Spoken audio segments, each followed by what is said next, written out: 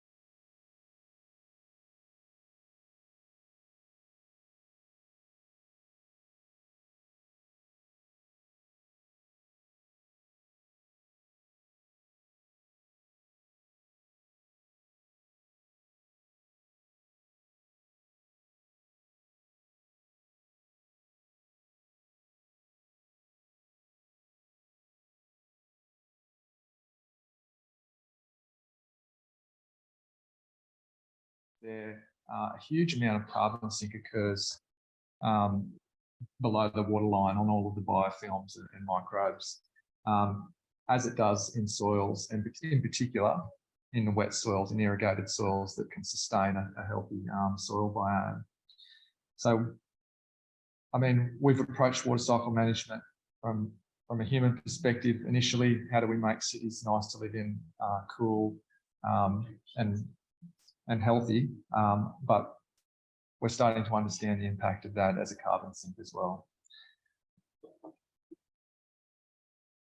I'll keep moving. Okay. Something. There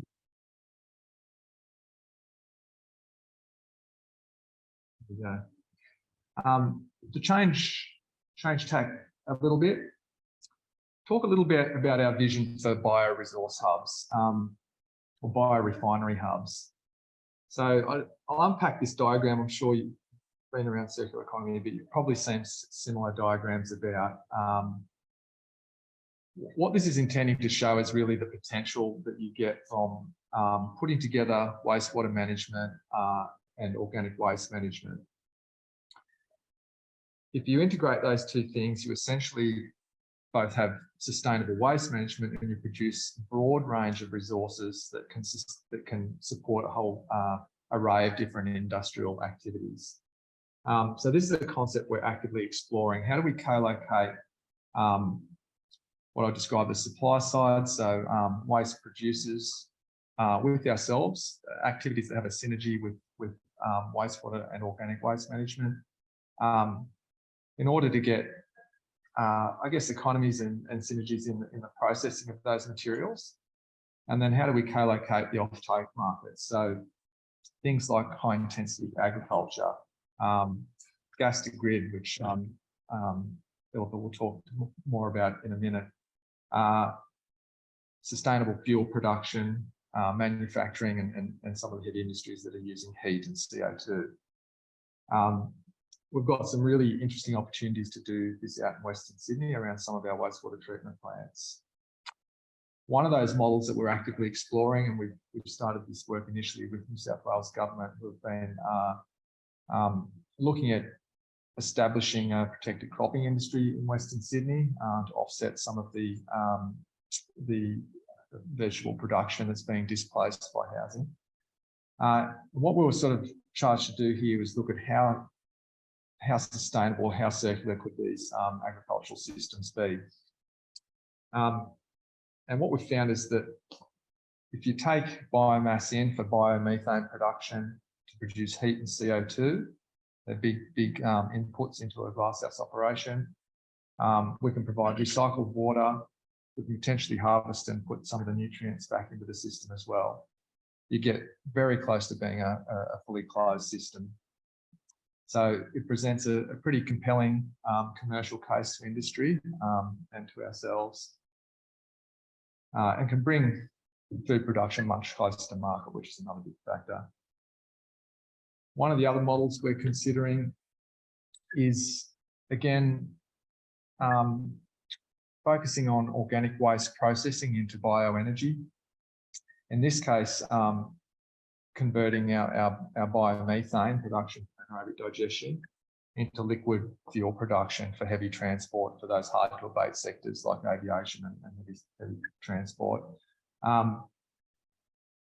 If we look at also introducing hydrogen production where there's an excess of renewable electricity, you get quite a synergistic result in terms of the ultimate fuel production, but also things like waste oxygen offtake back into our wastewater treatment process, which has the potential to be a big energy saver. Sydney Water is a big energy user, and probably 25% of our energy consumption comes from aerating our wastewater treatment processes. So it's a big chunk, and being able to put pure oxygen back into the process could substantially reduce our energy take there. So,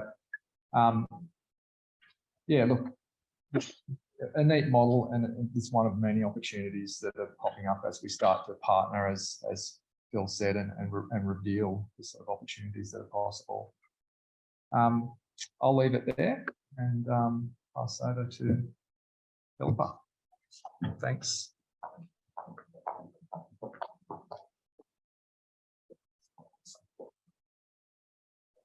Hi everyone, so my name is Philippa Minton and I'm from Jemena.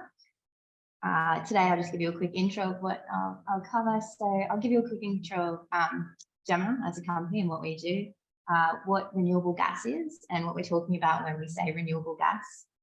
And then I'll go into the project we're doing with, in partnership with Sydney Water and Arena in Malabar. Okay, so kind of what role does gas play in the energy mix, just to start with? There's 6.5 million Australian homes and businesses using gas in Australia. And of that, about 1.5 million of those customers sit in New South Wales, making it the larger than any other state, not in consumption, but in amount of customers. Of that, gas accounts for about 44% of all energy used in homes. So there's a lot of discussions around gas being used in a net zero economy for hard to abate industry.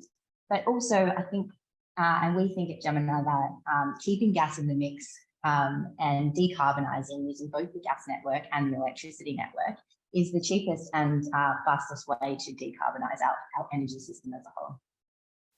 So who is Jemena? We are not a gas producer and we're not a gas retailer. So we don't produce or sell gas, we just transport it. So we own the natural gas network largely in New South Wales, but also transmission networks across the East Coast and up into the Northern Territory. We have over 1.5 million customers that take gas from our network, and that's residential, industrial and commercial customers. We're located largely in Sydney, Newcastle, Wollongong, and then about 20 regional centres across New South Wales. Okay, so what is renewable gas when we say, and how does it play into this circular economy debate? So the three gases we typically talk about, really just two, is biomethane. So biomethane is the circular economy piece, and it's the one we'll focus on today. And that's where you take biogas, as Django mentioned, and you upgrade it to take just the methane component out of that, and then you utilise that to displace fossil fuels in the network.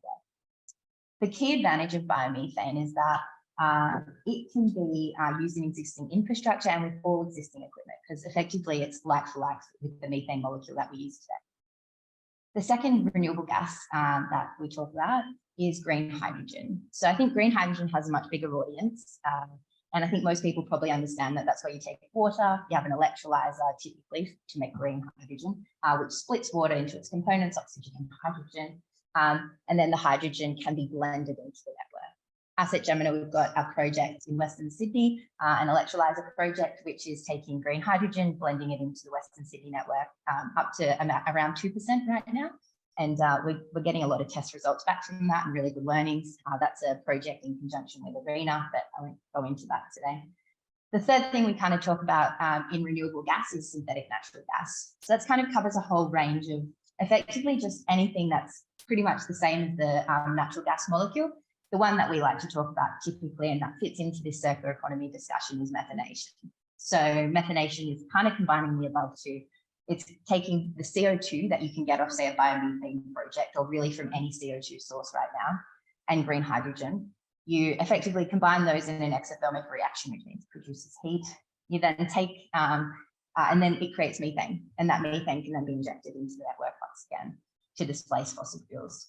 So something that we often get kind of said to us, focusing on biomethane now, is how can biomethane be net zero or renewable when you're still burning a methane molecule at the end of the day and releasing carbon? So the reason it's renewable is because it's utilizing the biogenic carbon cycle. And what that is effectively the natural carbon cycle. Fossil fuels, they take carbon that's been in the ground for millions of years, and they release that into the atmosphere. Whereas the biogenic carbon cycle utilizes the carbon that's effectively has to sit in the atmosphere, that organic organisms, as you or plants or anyone, we absorb carbon, say plant, they absorb carbon across their life cycle. And when they die, they release that carbon back out. So we're effectively just utilizing the energy from that process. Naturally, the carbon's released at the end and then reabsorbed again. So it's circular. So what is the potential of biomass firstly? So biomass, there's said to be about 2,600 petajoules in Australia, and bringing it down to New South Wales, that's about 553 petajoules. So that's biomass that can be used for liquid biofuels or biomethane to displace fossil fuel natural gas in the network. Us at Jemena, we've looked at, okay, so out of that 553 petajoules, how much is actually in conjunction to our network could we actually utilize to upgrade and make a difference? So looking at that and what is commercially viable today, we think that there's about 34 petajoules.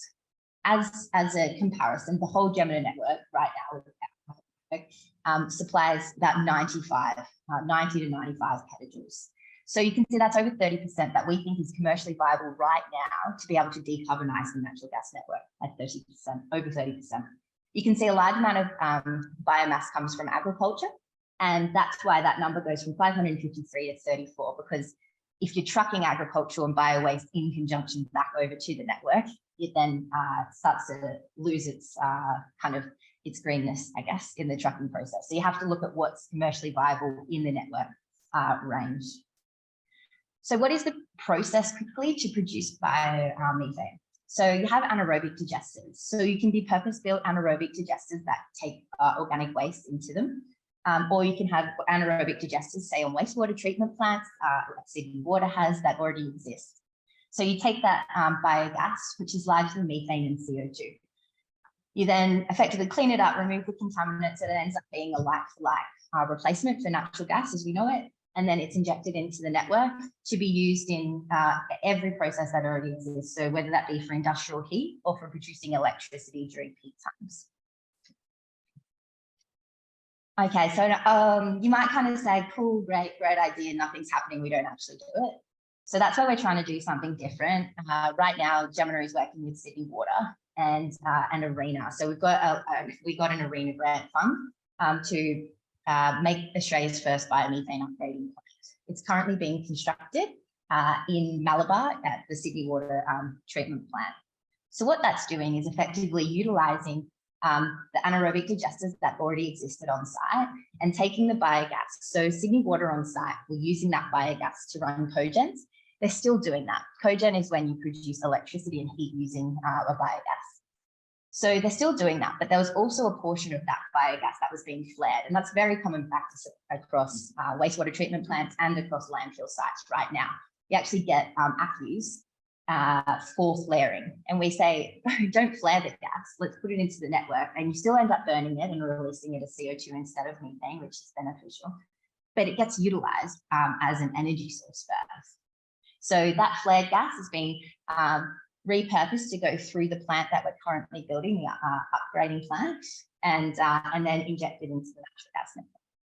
The project that we're doing is about 95 terajoules. So it's not big because it's effectively a pilot project. But what that equates to is 5,000 tons of CO2 abated, which is the same as taking 2,300 cars off the road every year. As part of that project, we're also piloting, it's the pilot project for the Green Power Renewable Gas Certification Scheme. So one of the big things to note is that currently biomethane is utilised in networks all across Europe and America and in Asia and China. But in Australia, we don't have any government policy that kind of supports it. So one thing that we want and we're doing with this project is to demonstrate renewable gas certificates. So what they'll do is create an auditable process to ensure the carbon accounting is correct and that those and that the molecules that are going into the network are renewable and carbon neutral, and those certificates can be purchased by end users to decarbonize their processes, whatever that be. So that's an important kind of framework. We're hoping that's a New South Wales government kind of based framework. And we're hoping that in time that will be taken by the federal government to then be able to be upscaled to be a national program instead of just a state-based program. So I'm not sure if I've got any engineers in the room, but I thought a process flow might be somewhat interesting for some people. Sorry, it's not for others. So effectively, this is an overview of the project. I don't have any photos, it's just being built. So in time, Q1 next year, we hope to have it running and injecting into the network. So the big green dome, that's the biodome. Effectively what that's used for is to ensure the composition of the gas that's going through the process, the upgrading process, is uniform. So it gives us uniform flow, but it also gives us uniform composition. So it then feeds into the upgrading facility. We're using membrane technology. There's a few different technologies you can use for upgraders. The membrane pretty much just removes the CO2. You then also remove cyclohexanes and sulfates, and then you end up with pretty much the methane molecule that's injected back into the existing Jemena network. So yeah, that's an overview of the project and biomethane. I'll now pass to Marianne from Boral.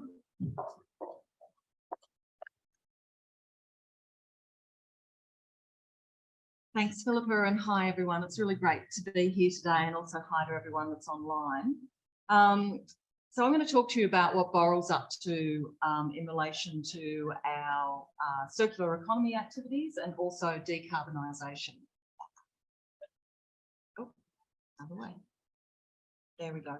So just a bit about Boral. You're probably familiar with Boral. You've probably seen our concrete trucks driving around. We've got a long and proud history of being a construction materials provider in Australia.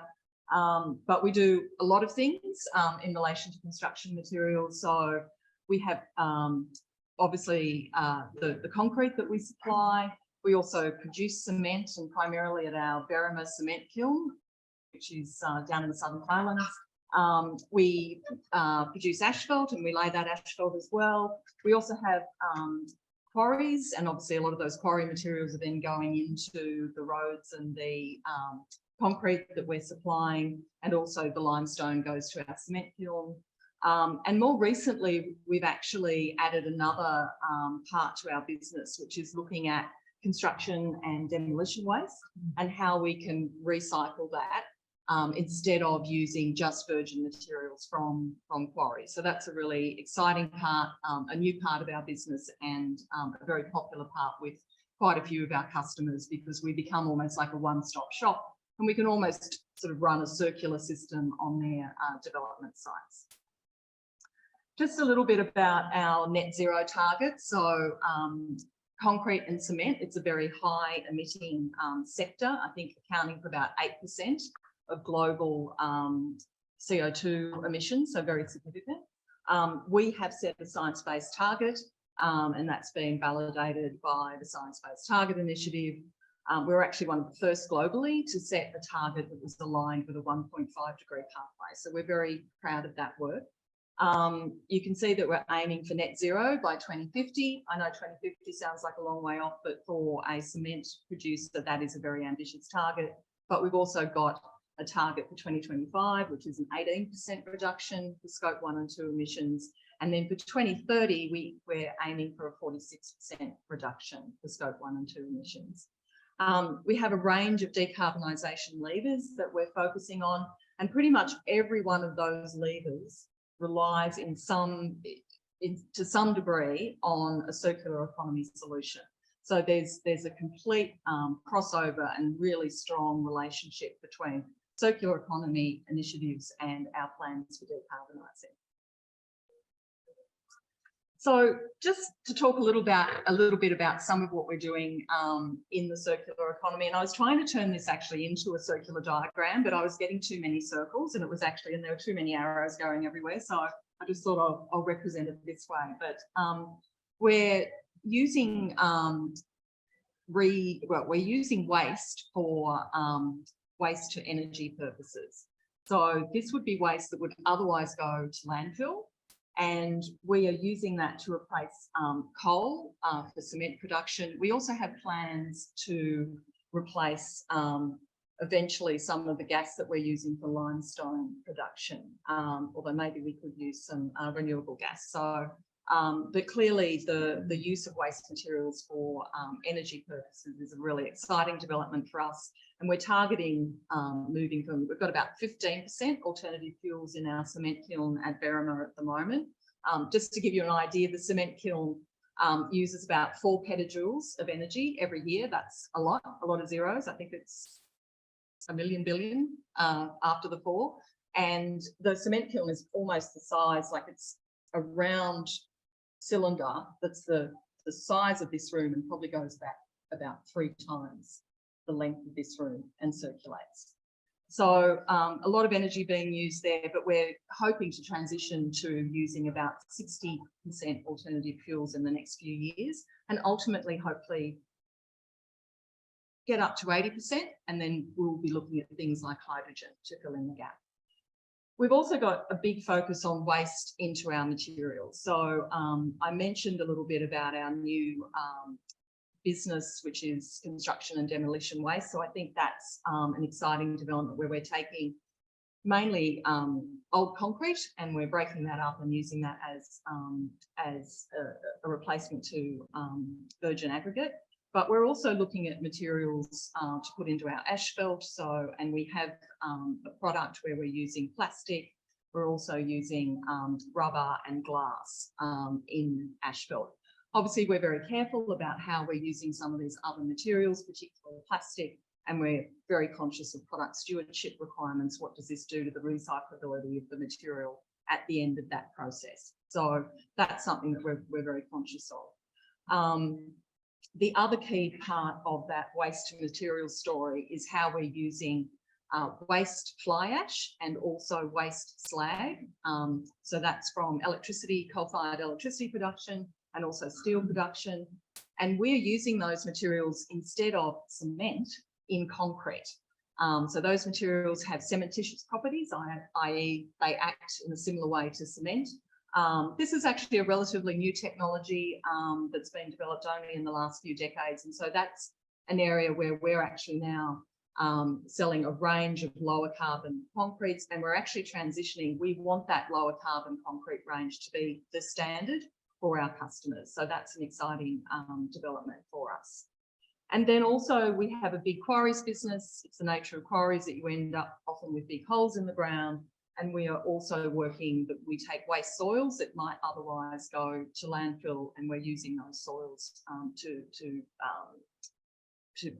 fill the holes when the quarry reaches the end of its life.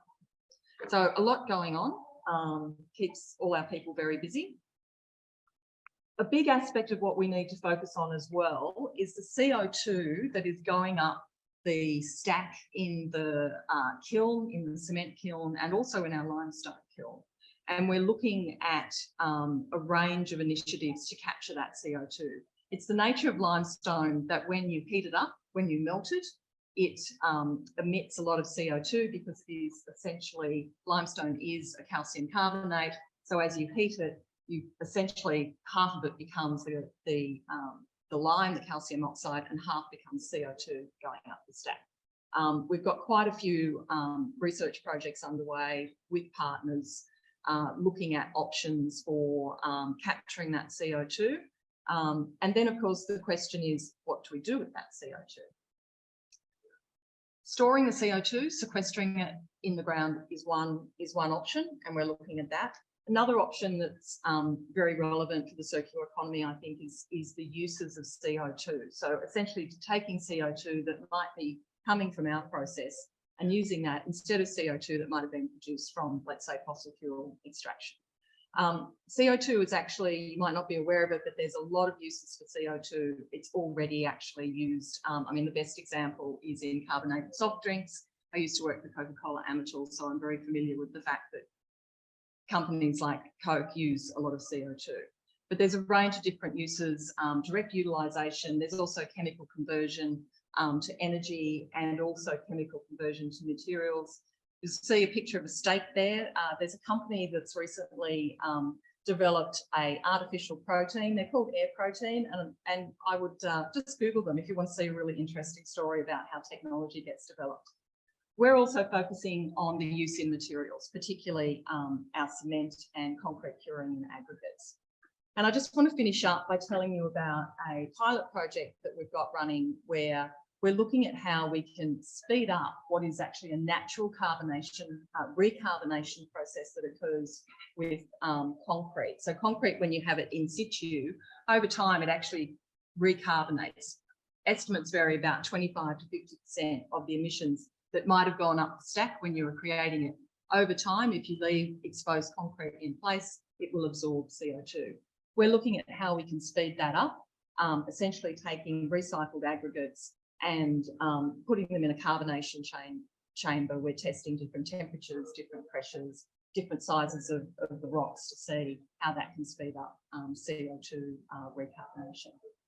So a lot of things going on, keeping us all very busy at Boral. And I think you can see that, you know, there's been lots of circular diagrams here, but I think so far all the presenters, you could sort of have dots going to all our diagrams. There's lots of connections.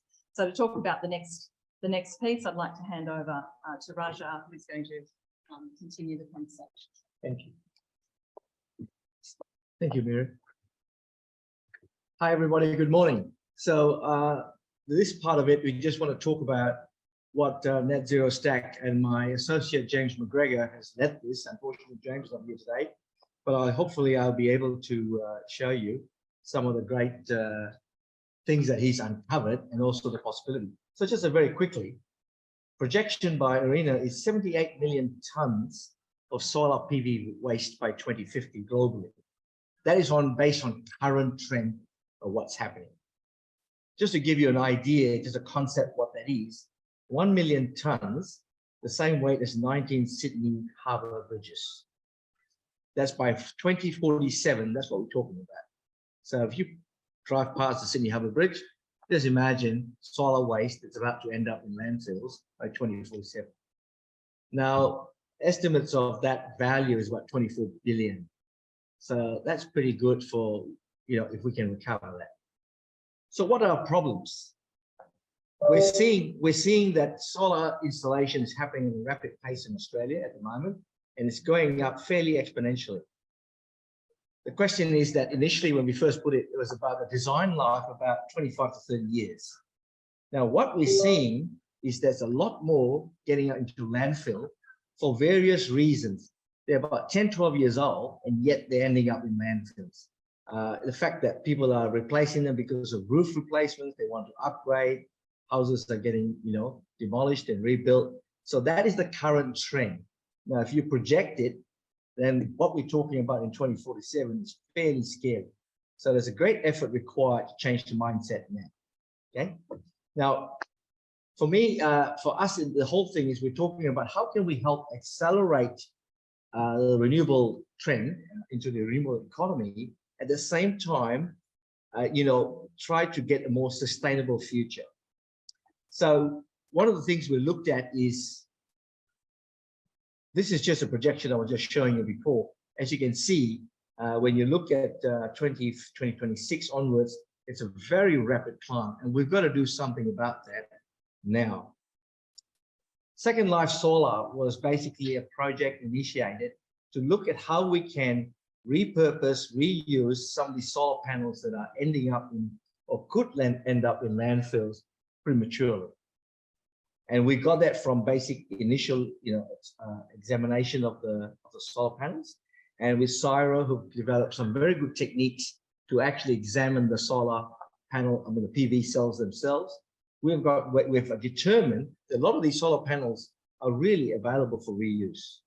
And some of that, yes, we can put them into a recycling scenario. So how does it work? Well, basically, we have a fairly good system to test some of these solar panels in the field. And where we can find that they pass muster in terms of their ability to continue life, we then repurpose them. And we certainly can do it at something like 30% less cost. So then we talk about the rest that is obsolete, and we put them through recycling. And if you look at the materials that we could recycle, and if you understand right now the supply chain issues we're seeing globally, you can see there's what a tremendous opportunity to reduce that problem we're seeing. And we talk about sustainability. Well, this is the sort of things that we have to overcome. And if you talk about further more mining to generate the sort of materials we need for new solar cells, it's absolute madness if we don't get into this cycle and get the mindset change that we can do it.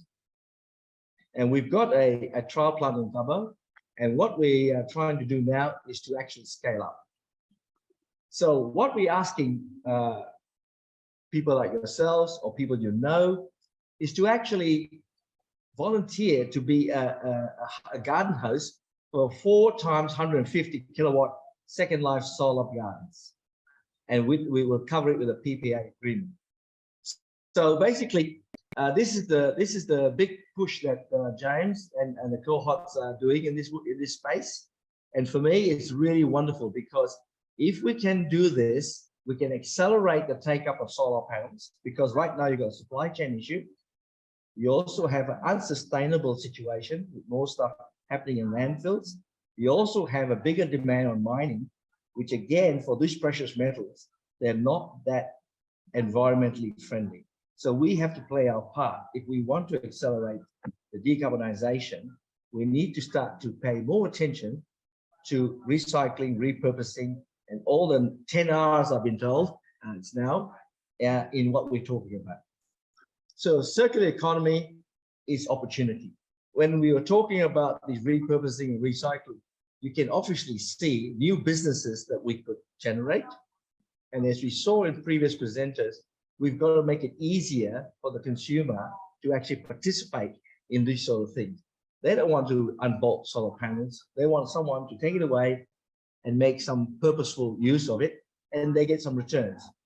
So the opportunity in the circular economy, an estimate here by, I think, PwC, 1.8 trillion, big dollars, and unlocking this value is going to require new business models. As we talked about, some people might like an exchange program. We haven't gone into those commercial models yet. And this is something that we are examining. What commercial models will incentivize people to participate? And so it will require investment in expertise.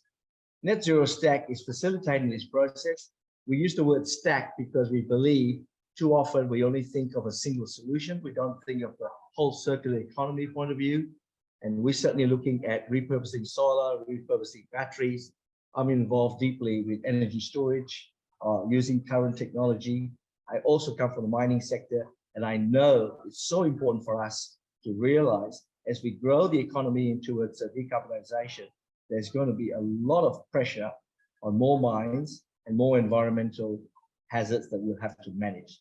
So thank you very much for your time. I hope that's given you some incentive. So please, I think you've seen this particular slide. I would like you to, if there's no obligation, just to register your interest and help us get to this journey. Thank you.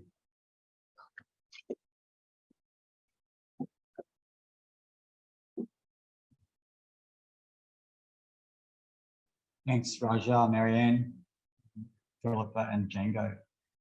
And we have, or can I say, well done. We had 4 presenters in 40 minutes.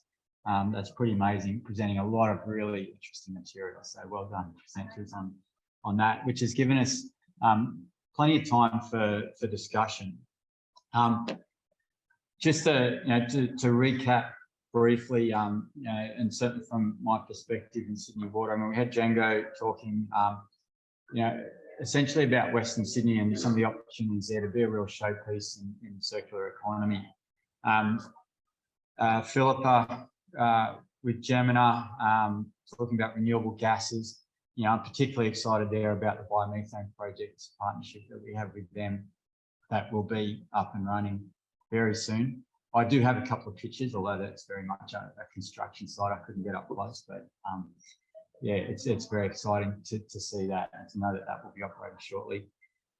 With Marianne and Boral and you know, a range of things there. And as I mentioned at the start, there's a number of opportunities for two-way or multi-way material flows between us and Boral. You know, the potential for Sydney Water to send some of our more problematic but high calorific value waste into the cement kilns as one of the fuel replacements, to be able to take back some of the recycled demolition materials in our construction projects. So those discussions will continue. With Raja, a net zero stack, as I said to Raja just before this, I sold my house 4 years ago. It had full of solar panels and some lovely windows and things, and the developer who bought it just trashed it all. Was very sad, and it's exciting to see opportunities to reuse. And from a Sydney Water perspective, that we are really ramping up our solar program. It's pretty small at the moment. We're ramping up, so it'd be great to really tie into something like that and really drive you know, embed circular economy principles, not just in reducing waste, but in how we go about generating renewable energy, that we do that in a really circular way, putting solar in. So on that, I saw, well, no, actually, I'll start with the room here. Is there any particular questions from the room that anyone would like to ask? Yes. Oh, sorry, I'll ask the presenters to maybe come out the front and share a microphone or two.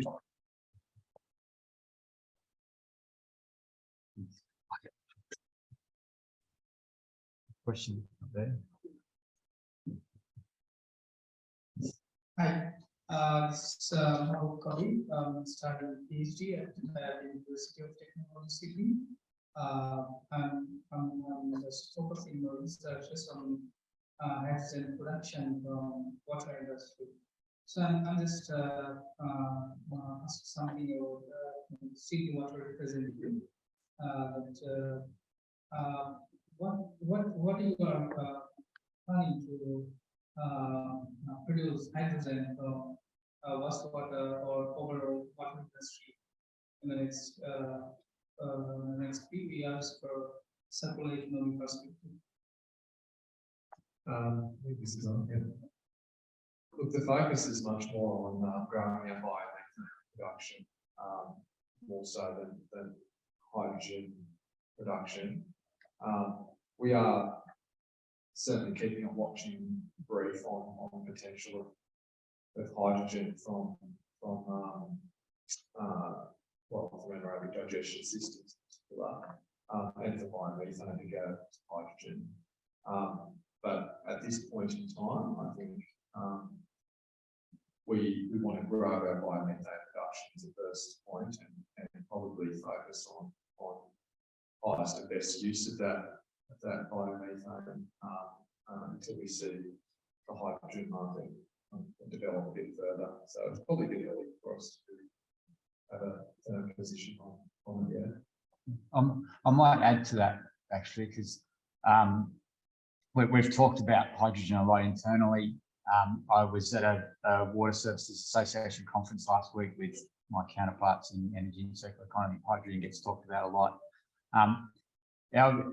Our desire is to see hydrogen produced from recycled water, so we're very keen to push that. But in terms of Sydney Water being a hydrogen producer, not so. We're interested in the oxygen byproduct because that can make our wastewater treatment process much more efficient. And aeration is one of our big energy users, as I think Django mentioned. So that they're the touch points for Sydney Water. Yeah, my point is, most of the commercial producing technology like total exchange membrane utilities or some other commercial technologies, they are mostly energy intensive and they use a lot of needs some kind of demineralized or pure water. So in this context, Sydney water can play a vital role to using the wastewater system to produce the hydrogen. Yeah, I'm happy to have a chat after this too. I've actually got a meeting on hydrogen at City Uni after this this afternoon. So, another question over there. But while we're taking that, there's an online question from Anand. For Sydney Water and Partners, how are circular economy projects funded and planned to be monetised? Yeah, that's a pretty big one. It's tricky because the projects cross, they're really focused on one product or service stream, and they often cross our regulated business, which has a clear funding pathway. Our regulated businesses, the services that our water and wastewater customers pay for, and they cross into non-regulated products and services. So they're things like selling gas into the grid, for example, or taking organic waste from other industries into our sites.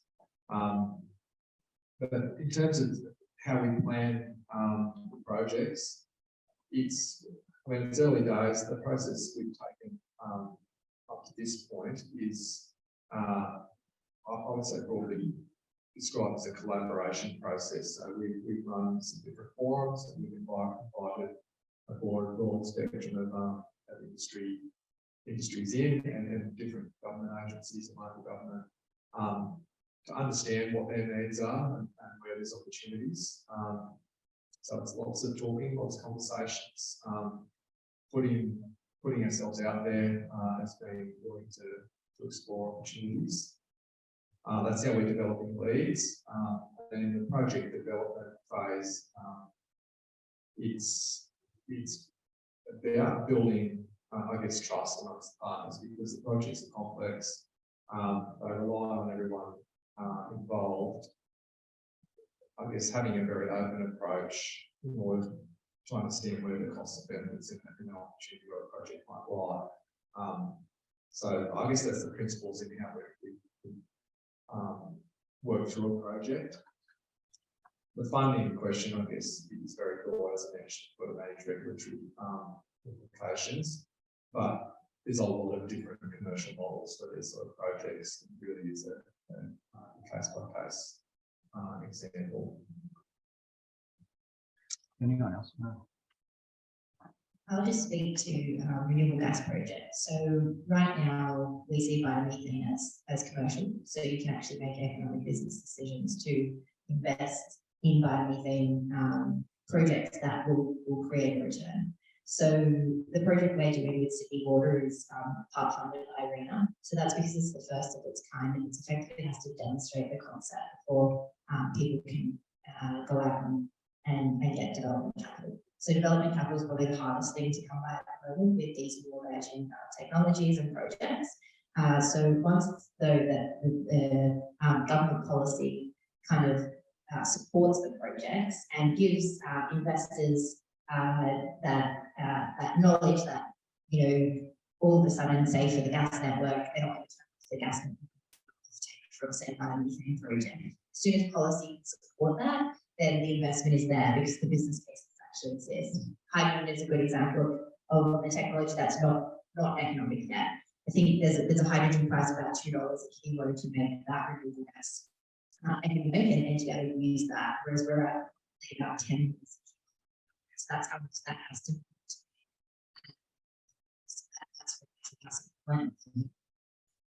Using it in cars and things like that. So yeah, right now that's why we're kind of starting with, for us, biomethane, because it is commercial and can get a return, and then we'll work through technology advancements of that.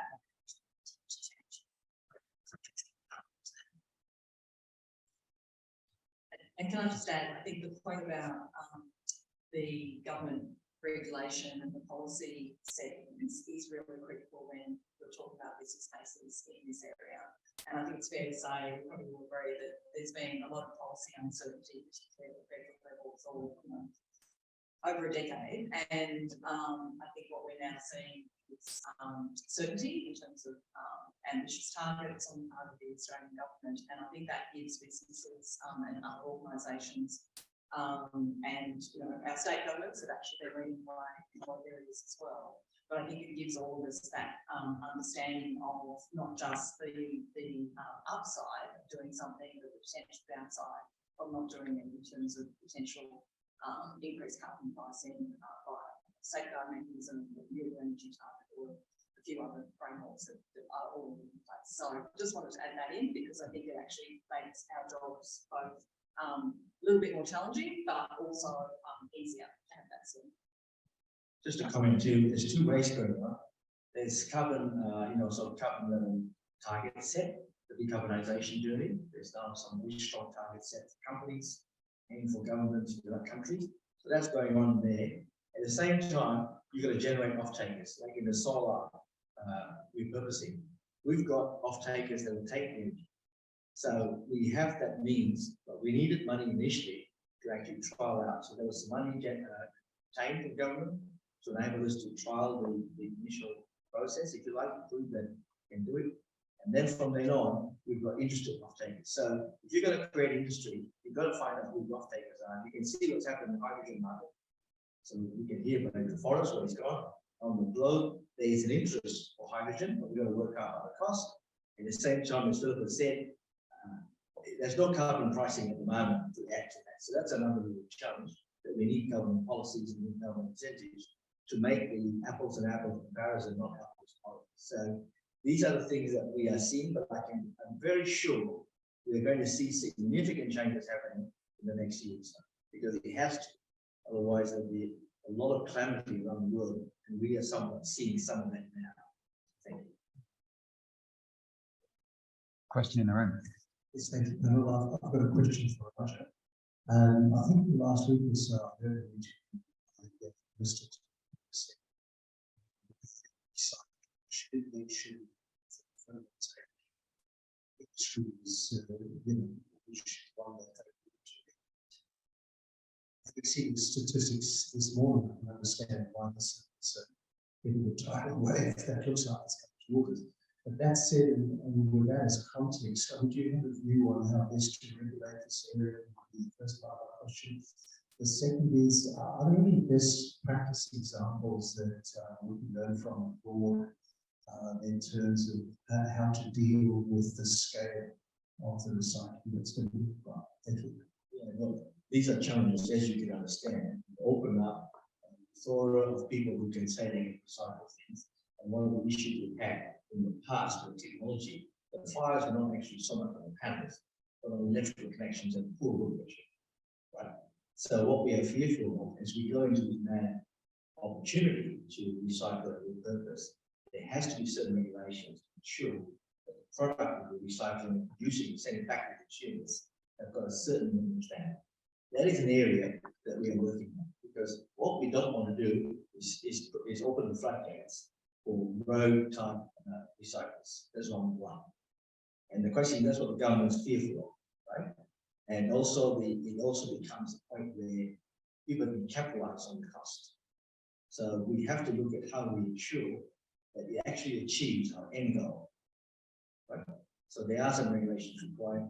And I think rather than wait for government, what we're trying to do is to actually provide a framework that it can be done with, because that's what government is looking for actually from ministry, is leadership in saying, okay, here's what can work.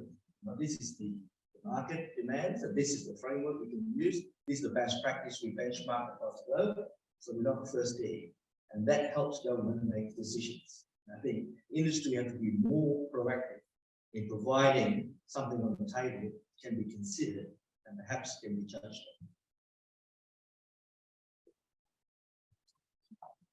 Any other questions in the room?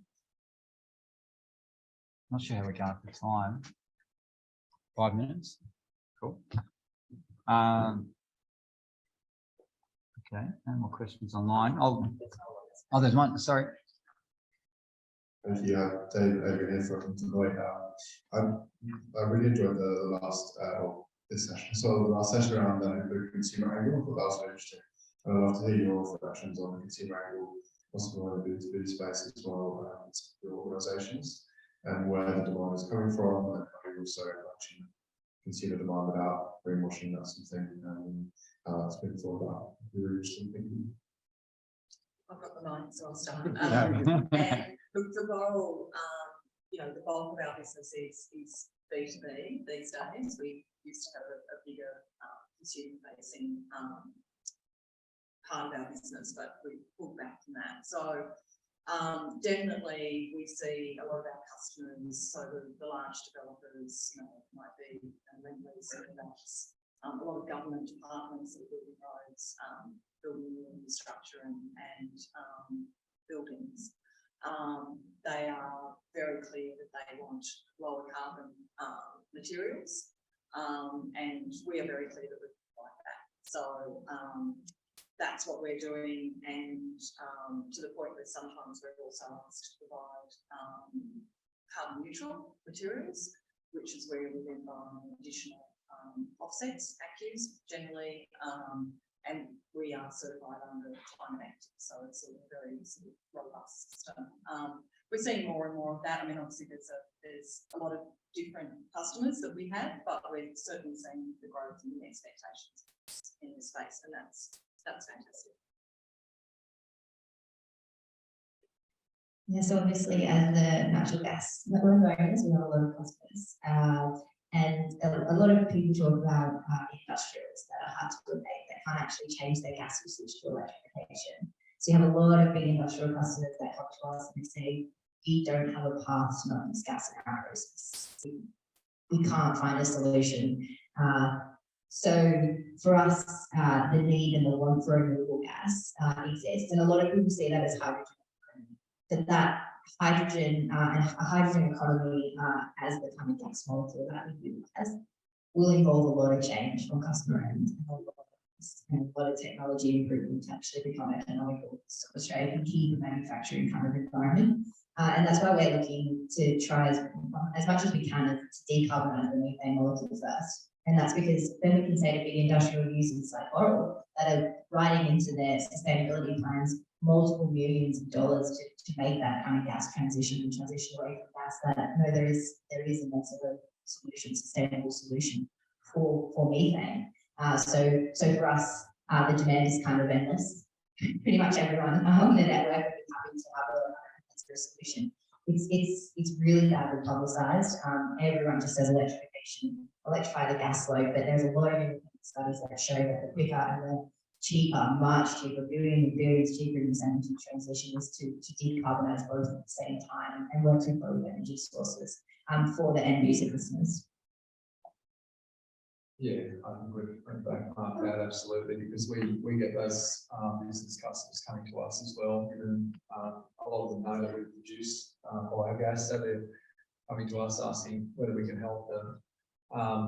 But I guess we're City Water's the retailer as well, so I guess at that level we see very strong support for circular economy initiatives. I mean, a simple example is recycled water. It's something we've been doing for decades in parts of Sydney, and we're planning to do more on the basis that customers are asking for it. I think it's a good thing to do, and we sell it cheaper than potable water. But yeah, most of our focus is project development, business to business, and there's very strong interest both from the demand side from gas users and bulk water users, and in the supply side, so the organic waste users. So we have a big trade waste aspect to our business. That's where we work directly with major businesses to manage what they're putting into our sewer network. And as we've started to put ourselves out there and say, hey, we're happy to manage your waste differently, we're getting new inquiries on a weekly basis. Hey, can you take our liquid waste or our solid waste and put it into your digesters and whatnot? So really very, very strong interest in the market. Great. No worries. That brings us to time. I'll just ask you to thank our presenters, Django, Philippa, Marianne, and Roger.